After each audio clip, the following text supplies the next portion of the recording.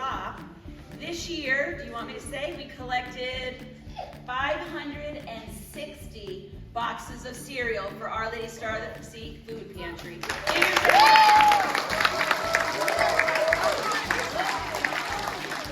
Wow, that's going to feed a lot of hungry families coming up over the next few months, right? And I know they're going to appreciate that we are living our faith, doing what Jesus asked us to do, and that is to care for others, right? Caring for those in need is one of the biggest, most important jobs that we can do.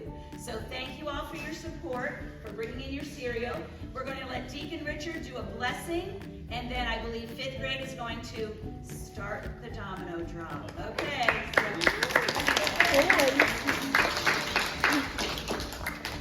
Heavenly Father, we ask your blessings upon all those who are gathered here today, all these students, teachers, staff, principals, all of those who are with us today. We also ask your blessings upon all those who donated the cereal, because it's going to help so many people. We ask your blessings on all those who brought these cereal boxes in, and we ask your blessings upon all those who will receive them, that it will strengthen them and help them to gain a strength that they will need in their life. We ask all this in Jesus' name, amen. Amen.